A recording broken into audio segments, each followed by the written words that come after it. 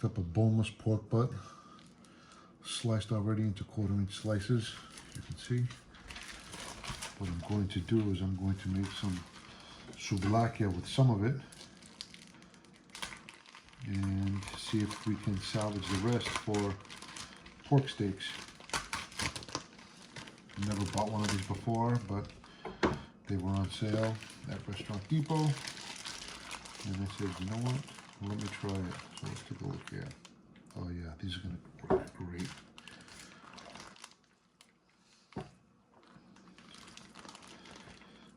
These are going to be perfect. So what I'm going to do is I'm going to marinate some of these, and I'm going to make souvlaki, which I'll show you in another video. But for now, yeah, these are going to be perfect. So get them out of here, out of the packaging.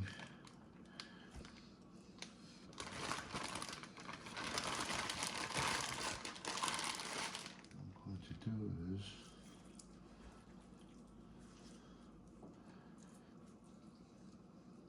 as you can see, they're cut very thin, but that's all right. This is perfect. I'm gonna take these and let's do some more squares. Yeah, these right here, these will work perfect.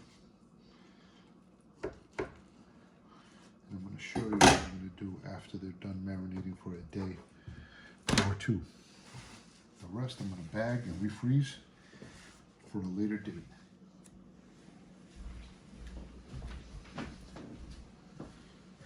All right, so now the fun begins. Now we're gonna make the marinade, Greek style. We're gonna use a generous amount of extra virgin olive oil, always.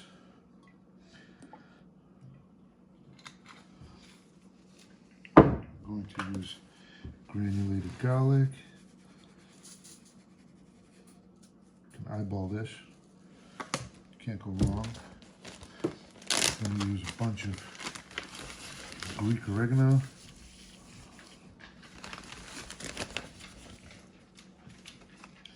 Black pepper.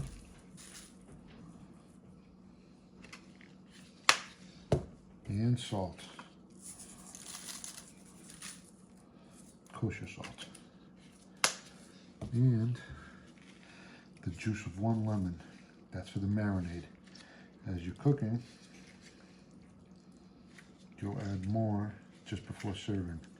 But for now, you want this to marinate.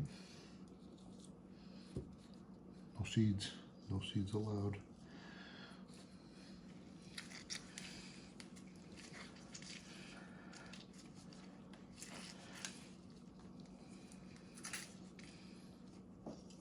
Awesome.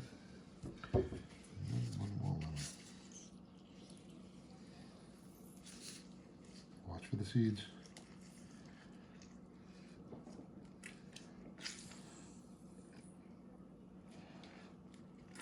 Oh, it smells so good.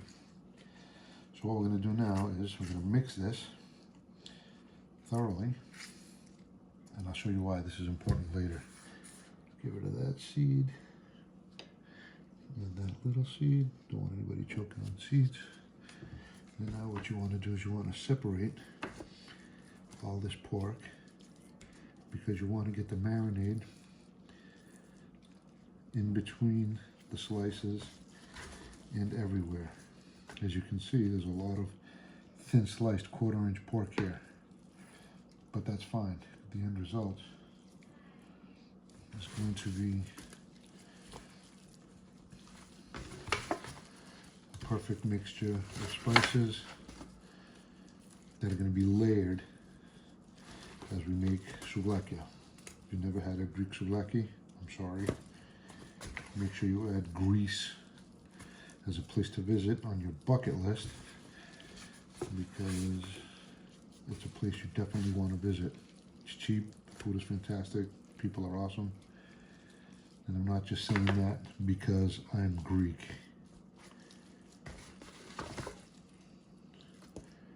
Alright, so now just keep on tossing and turning this. As you can see, everything is evenly coated. Not a lot of spice, but enough just so you get a hint of all the flavors. The lemon, the olive oil, the salt, pepper, the garlic, the oregano.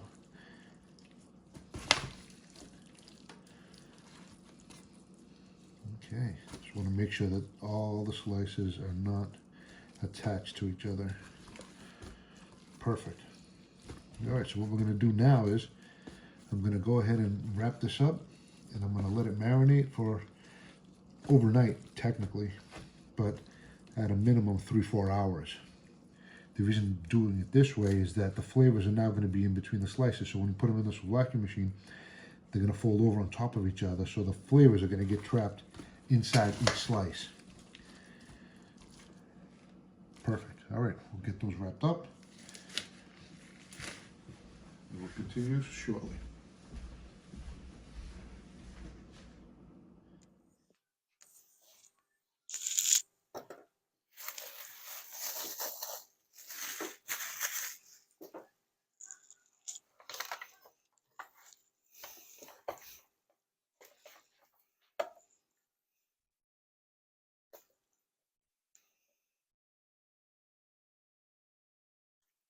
All right, pork's been marinating for 24 hours.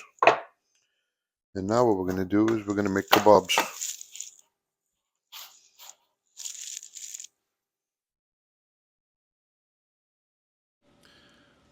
At this point, I got so focused on what I was doing that I actually forgot to speak. That being said, we're going to do a voiceover here with my DJI mic 2. Hopefully this works out good. What I'm doing here is I'm taking the pork and I'm laying it out so it starts to layer in the souvlaki machine. Now, it's not a perfect science, but what you're trying to do here is trying to lay the pork flat all the way to the edges. And you build it all the way up to the top as much as you can until you use all your pork. Then what you want to do is take those skewers and push them into the top of the souvlaki machine. This thing should make about 16 souvlakia when all is said and done. So what you're seeing me do here is I'm pushing the skewers down through the pork all the way to the bottom, so that way I can go ahead and then grab the knife and cut them into separate little souvlaki. As you'll see here, now the fun begins. There's slits on all 4 sides of the souvlaki machine, and what you want to do here is grab a sharp knife and go ahead and start cutting down. You know, again, it's nothing is perfect, but this works.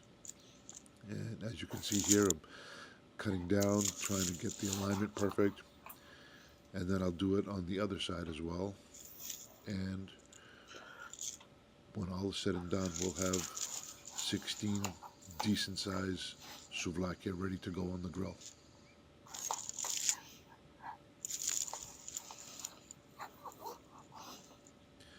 The souvlaki machine I picked up on Amazon maybe 7-8 years ago for like 20 bucks. If I can find it again, I'll put the link in the description field. If you're interested in buying one, this is the easiest way we found to make them. They're cool when you have them and they're cooked and you're throwing a party or have a few friends over. Something real quick. These are really popular in Greece. So at this point, I'm done cutting. And now, as you can imagine, it's a little tight inside the souvlaki machine. What I'm trying to do here is just push them through, keeping them intact. You are going to lose a little bit of the pork meat, but whatever. Who cares? As you can see here, it's not a big loss.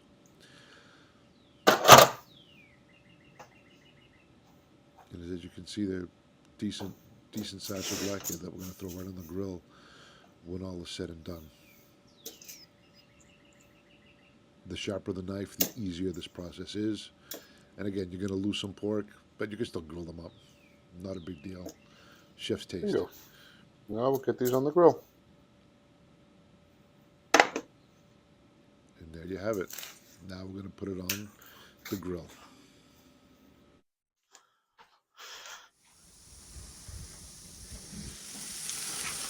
Skewers are now on the grill. We'll turn them every couple of minutes. But for now, smells amazing. And the final product. Not bad at all.